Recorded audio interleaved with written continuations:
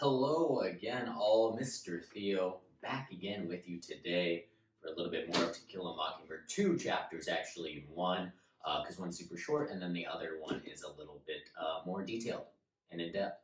I hope life is treating you well. I hope you're doing okay. I haven't said this, and I probably should have in previous videos. Um, I apologize if I've just been acting like everything's normal in all these videos. Obviously, this is extremely strange.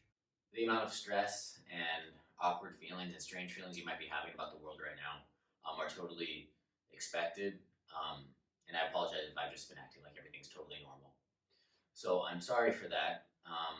If anyone does need anything that you think that I could help with or just connect you to resources for, please don't hesitate to reach out to me.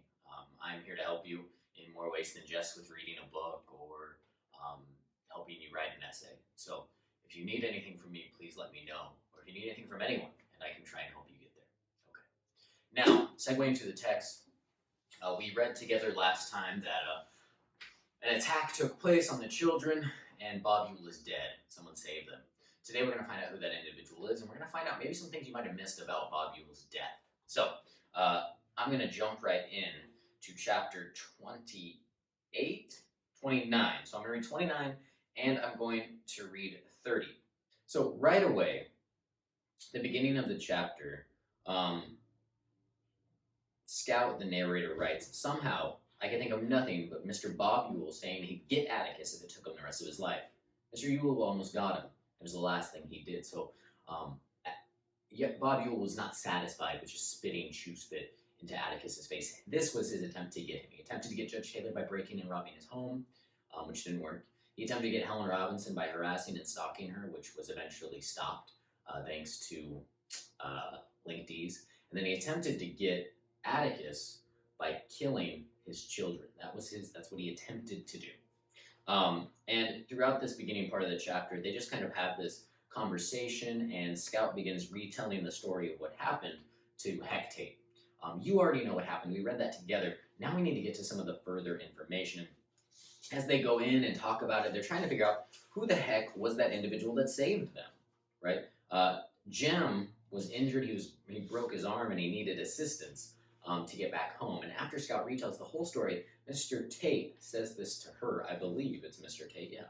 He says, "Who was it?" in reference to who was walking back carrying Jem. And Scout responds, "Why, there he is, Mr. Tate. He can tell you his name." As I said it, I half pointed to the man in the corner, but brought my arm down quickly, lest Atticus reprimand me for pointing. It was impolite to point. So she points, and she figures out, by looking at this individual, based on looking how he looks, and she says, "Hey, Boo."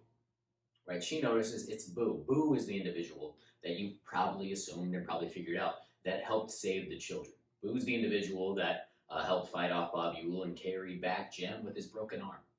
Okay, so the next beginning, that's the end of chapter 29, really, really short. Jumping into chapter 30, because how could you stop there?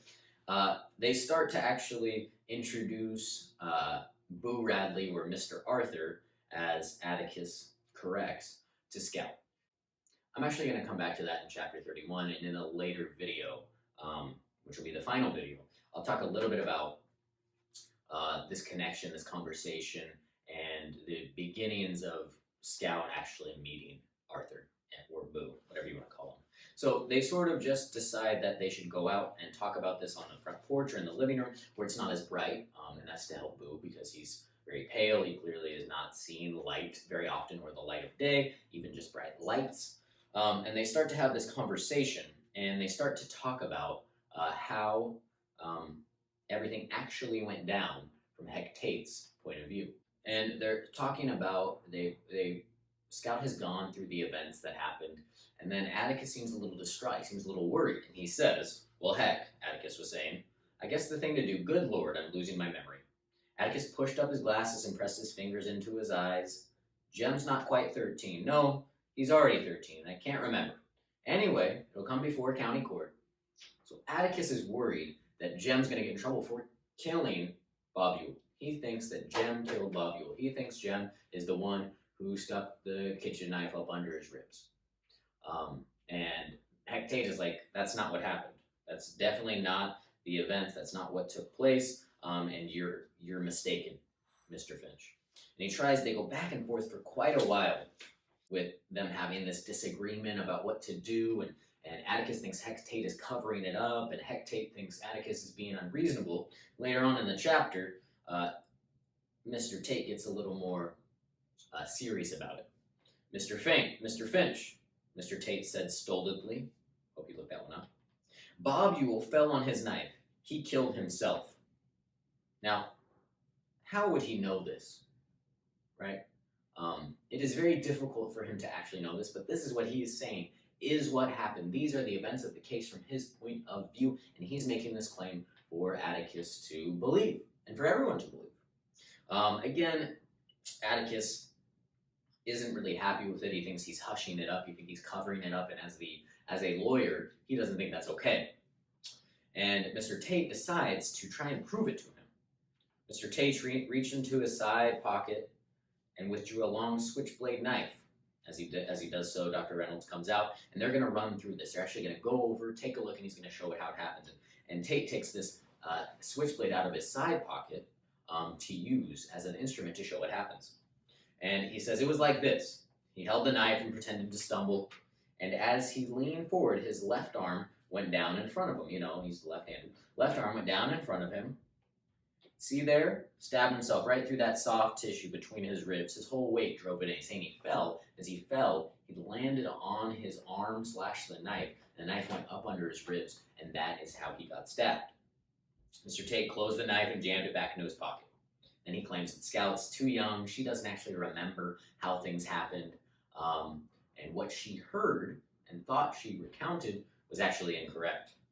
Okay, so that's his statement of what happened. He's saying Bob Ewell killed himself accidentally, right? But that's how he died. Now, Atticus starts to still fight back to it, and Heck Tate gets very angry, and he says, I'm not trying to cover up this for Jem.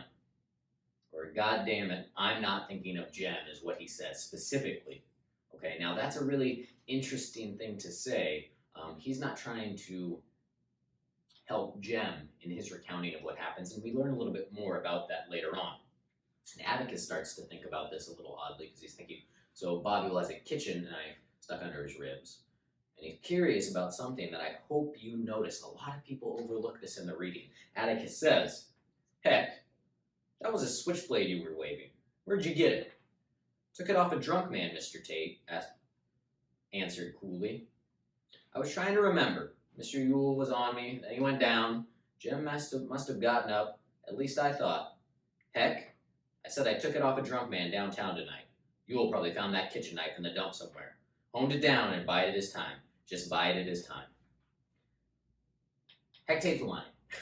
I hope you figured that out. Heck Tate is lying. He's not lying to protect Jem. He's lying to protect Boo. The kitchen knife was a knife that Boo took from his home when he heard the ruckus and went to help the children. The switchblade was the blade that Mr. Tate did take off the drunk man. That drunk man was the dead body of Bob Ewell laying outside. So the switchblade was the knife that Bob Ewell had used to stab into Scout's costume as he was trying to stab her. He took that one from the crime. He left the one that Boo stabbed into Bob Ewell, and now he's covering up this stuff in an effort to protect him, which he elaborates on a little bit more fully later as they continue to discuss it. I never heard tell that it's against the law for a citizen to do his utmost to prevent a crime from being committed, which is exactly what he did, talking about Boo. Boo helped the kids. That's not a crime, he's saying. But maybe you'll say it's my duty to tell the town about it and not hush it up. Know what happened then? All the ladies in Macomb, including my wife, would be knocking on his door, bringing angel food cakes. To my way of thinking, Mr. Finch, taking the one man who's done you in this town a great service and dragging him with his shy ways into the limelight, to me, that's a sin. It's a sin, and I'm not about to have it on my head. If there was any other man, it'd be different, but not this man, Mr. Finch. So Heck Tate's putting down his foot, and he is saying, I am not going to tell people the real events of the case, which is that Boo stabbed Bob in self-defense, trying to help the kids. I'm going to cover it up and say that Bob killed himself, because that would be sinful to bring all this attention on this man who hates attention, who hates the attention. He stays inside at this point due to choice. And he's saying that this would be a sin to do so. And Scout connects that later on to something unbelievably impactful and important and so closely related to the title, it's just the freaking title. And Mr. Tate leaves. Atticus has to accept what he's going to do in this instance. And Atticus says, Scout, were you able to understand what was going on? And she says, of course, I agree with him. And she says, well, it'd sort of be like shooting a mockingbird, wouldn't it? Atticus put his face in my hair and rubbed it. When he got up and walked across the porch in the shadows, his youthful step had returned. Before he went inside the house, he stopped in front of Boo Radley. Thank you for my children, Arthur, he said. So Scout is saying that it would be like shooting a mockingbird to prosecute and punish Boo, or to bring the attention on Boo. If you remember, they say it's a sin to kill a mockingbird because mockingbirds do nothing but make beautiful music for people to hear.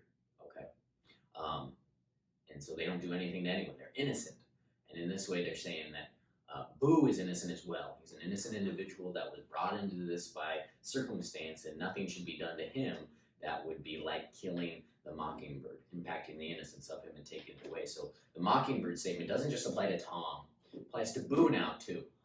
I hope you saw that. That could be a symbolic note. There's some interesting stuff that takes place throughout this chapter, and many people probably thought you just agreed with Heck Tate. Heck Tate was so convincing, you believed it. It's not what happened. That is not what happened. He did not kill himself. He was stabbed. Heck Tate takes a piece of evidence from the crime scene and covers it up. And you can say that's just, you could say it is not. And I wish we could talk about it. All right, that is chapters 29 and 30. There's one more chapter remaining. It is an important one. It will get its own standalone video tomorrow. And then you should be turning in your notes by tomorrow night. All right, folks. Thinking of you fondly. If you have any questions to me, please send them my way. Please take care of yourselves, and I will hope to communicate with you all very soon.